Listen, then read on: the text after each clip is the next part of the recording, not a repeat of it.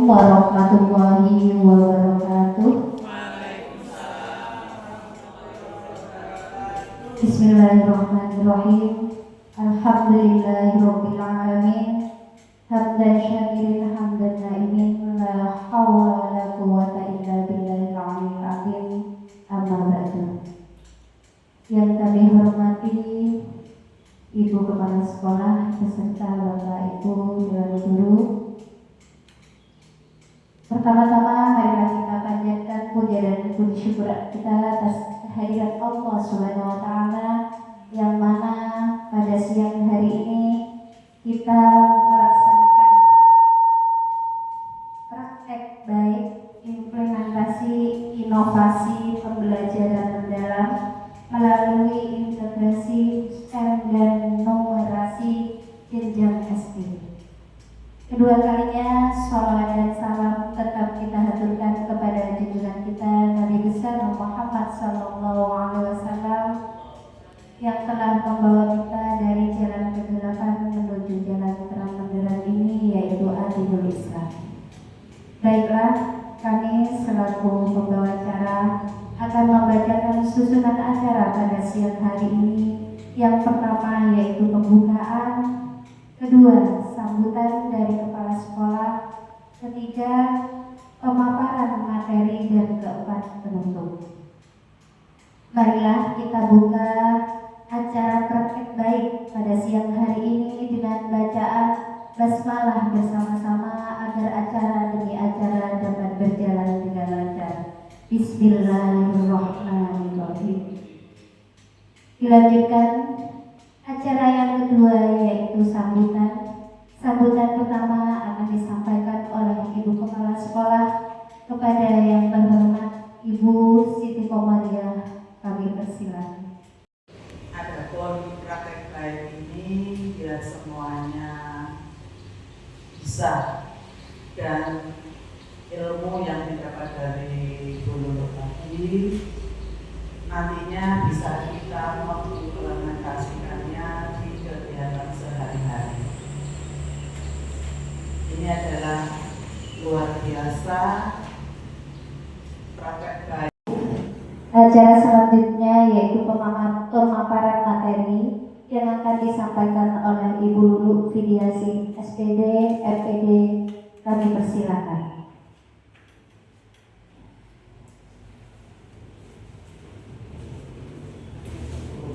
Selanjutnya Bapak Ibu, terima kasih atas waktunya.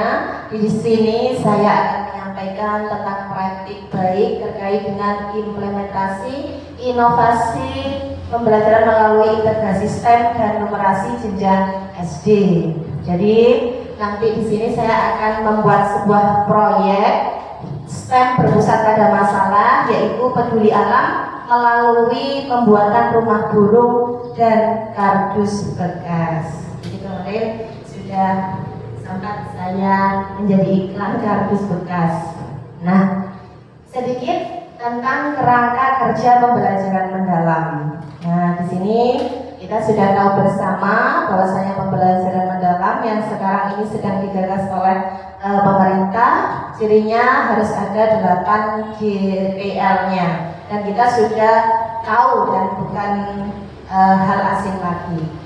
Kemudian selanjutnya tentang definisi STEM. Kalau kita mendengar STEM, biasanya ini terlintas apa ya itu, kok sulit sekali STEM. Sebenarnya tidak, Bapak Ibu. STEM ini merupakan salah satu pendekatan seperti PBL, PGBL, contextual learning, dan di sini ada STEM. STEM ini ada di lingkungan kita, di sekitar kita. Karena apa? STEM ini permasalahan yang diangkat adalah permasalahan kontekstual yang sering terjadi, sering kita alami, sering kita lihat. Namun pada kenyataannya terkadang kita ini tidak sadar bahwasanya di lingkungan kita banyak sekali STEM.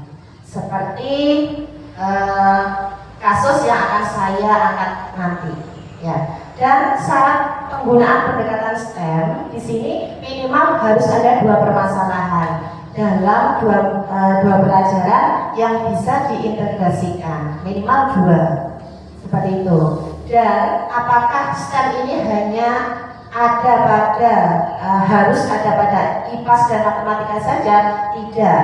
Jadi STEM ini boleh pada semua mata pelajaran asalkan IPAS dan matematikanya ini lebih dominan. Jadi bisa ke PKN, ke agama, bahasa Indonesia itu boleh. Namun tidak melepas yang namanya sains dan matematikanya. Seperti itu. Kemudian STEM ini tidak selalu nanti hasil akhirnya berupa proyek atau prototipe. Tidak. Boleh misalkan sebuah laporan, boleh pantun, boleh puisi ataupun yang lain, boleh. Tidak harus berupa proyek atau prototipenya. Seperti itu. Kemudian sains jelas kita membahas yang berkaitan dengan ilmu alam, tentang alam apa, kemudian teknologinya yaitu alat yang nanti kita gunakan di dalam proyeknya, kemudian engineeringnya, rekayasanya seperti apa, prakteknya, dan matematik. Tentunya kalau dengan matematik kita berarti menghubungkan dengan analisis data dan tentunya dengan matematika. Nah, selanjutnya kita singgung dengan numerasi. Bapak Ibu pernah mendengar numerasi ya?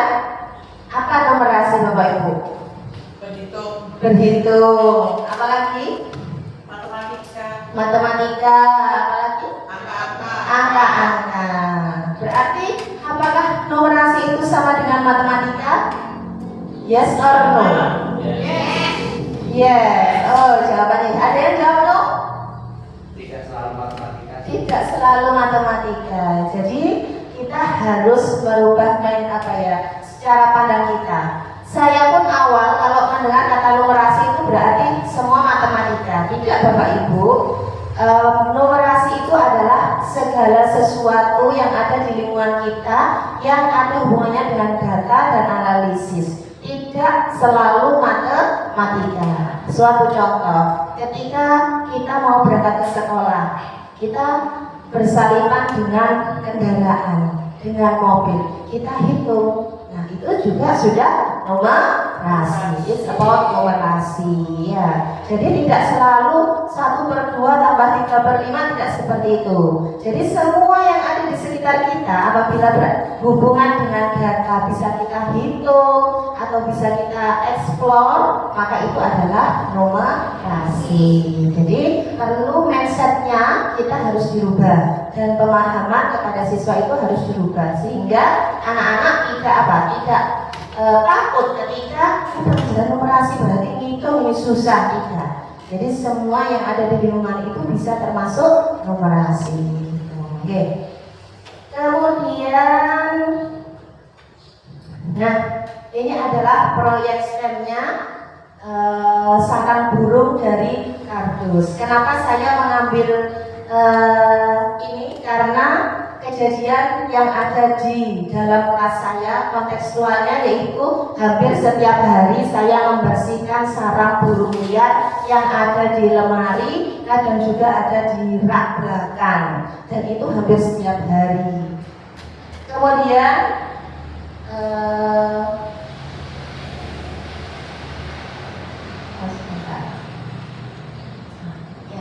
jadi karena itu Bapak Ibu saya ambil kondisi konteks nyata yang saya lihat, saya alami. Kalau sarang burung itu terus-menerus dibiarkan, maka tentunya akan mengganggu yang namanya kebersihan dan keindahan, dan tentunya juga akan mengganggu keberlangsungan pembelajaran. Pasti anak-anak pasti terganggu, dan sarang burung tersebut pasti ada di buku-buku dan kotor. Setiap hari saya membersihkan, bahkan ada telurnya.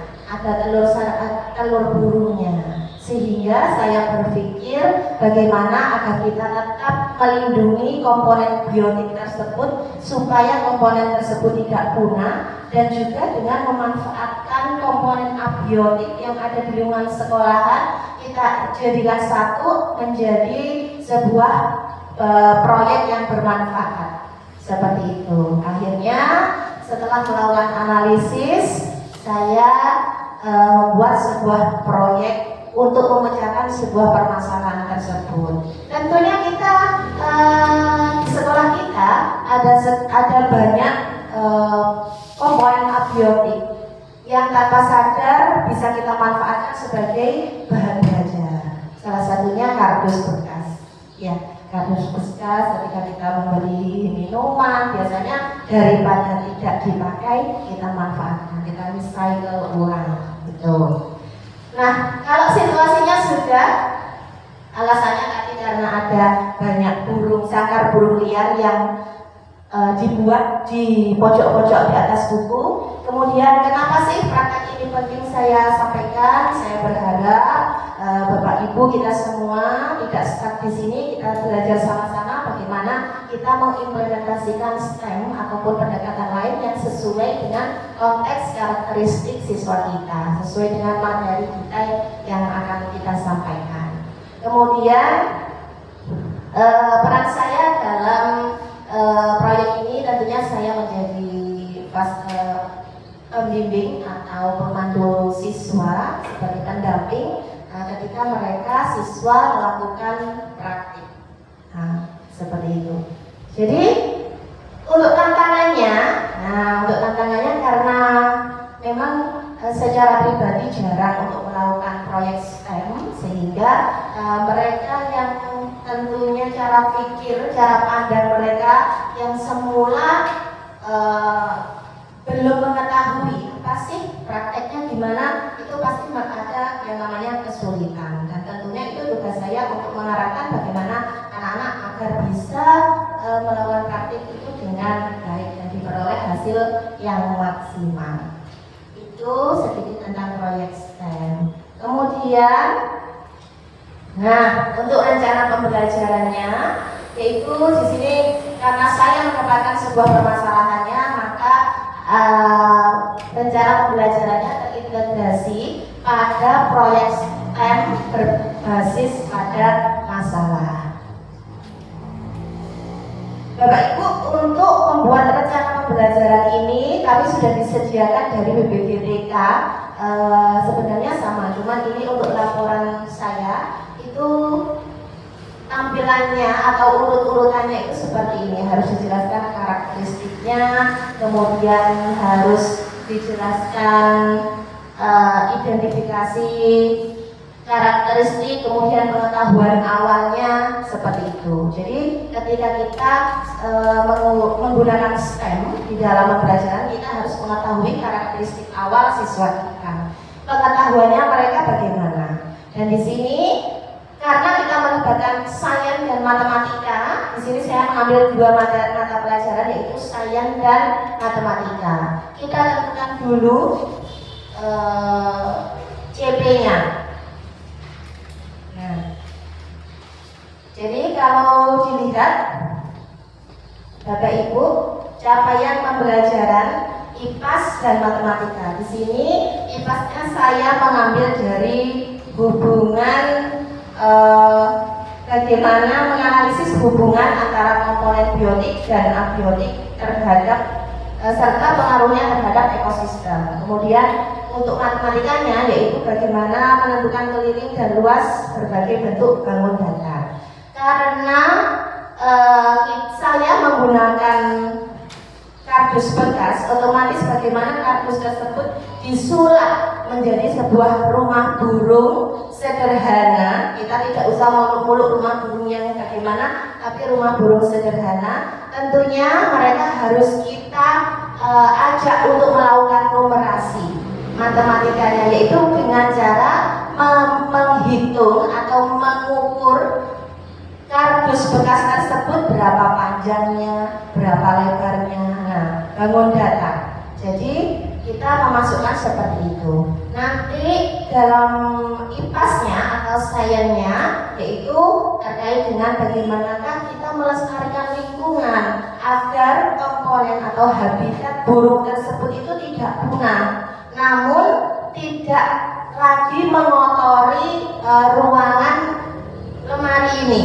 Nah, maka dibuatlah rumah burung. Nanti rumah burung tersebut kalau sudah mengatasi permasalahan ditaruh di luar sehingga burung tersebut tidak sampai masuk ke kelas lagi. Harapannya seperti itu Bapak Ibu. Kemudian untuk proses pembelajarannya saya rasa sama, anak-anak saya bagi menjadi 3 kelompok di mana saya menyediakan sebuah LKPD untuk bagaimana siswa menganalisis permasalahan tersebut, permasalahan sarang burung liar. Setelah mereka menganalisis, maka mereka mencoba memberikan sesuatu, yaitu bagaimana kalau menggunakan kardus bekas untuk dijadikan sebagai rumah burung sederhana. Prosesnya sama, saya hanya mendampingi siswa dan ini adalah maaf.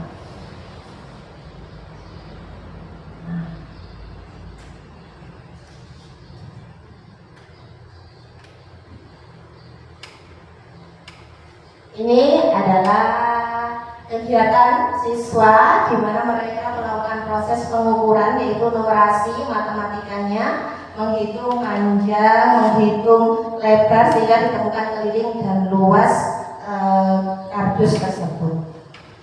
Seperti ini Bapak Ibu. Nah, sebenarnya bisa anak-anak, ternyata itu bisa. Kita tidak perlu khawatir anak-anak itu tidak bisa, pasti bisa. Dan ini tidak harus selesai pada waktu itu, juga bisa beberapa kali pertemuan. Kalau saya di sini mengambil kurang lebih 6 kali pertemuan. Ini adalah beberapa contoh kegiatan. Nah, ini gurunya Excel. Gurunya Excelnya. Oke, ini jadi kurang lebih seperti ini Bapak Ibu. Nah, ini kurang lebih seperti ini. Dan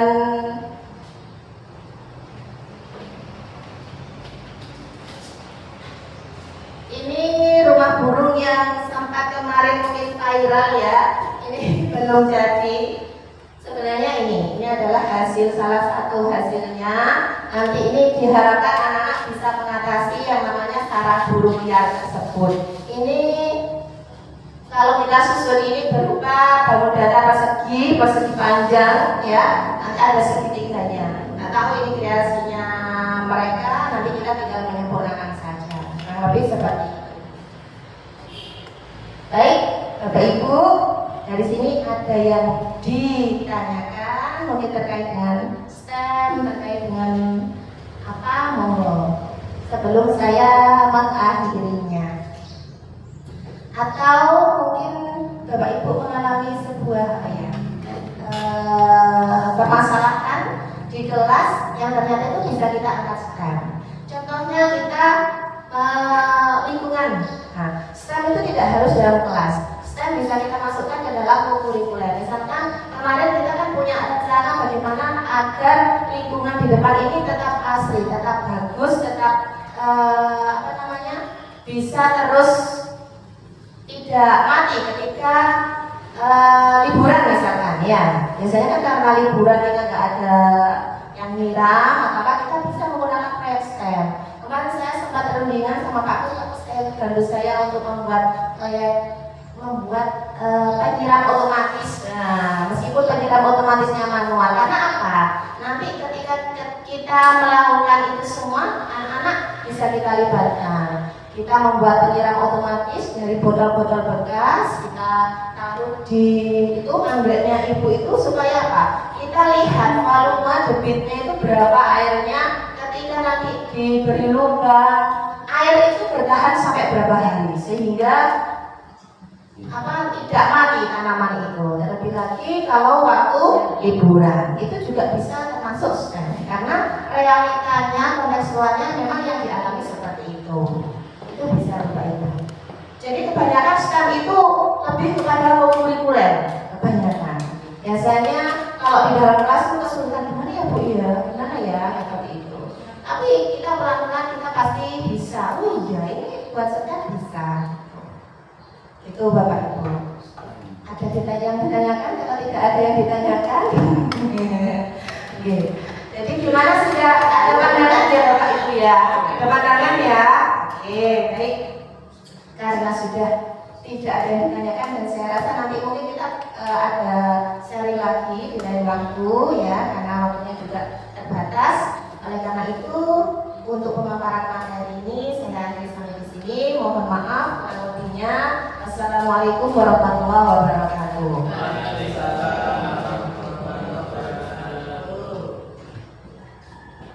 Kami sampaikan terima kasih. Alhamdulillah materi hari ini sangat luar biasa, bisa kita jadikan motivasi untuk terus belajar. Bagaimana caranya nanti kita pembelajaran, metode pembelajaran ini ya dulu ya, bisa kita tambahkan.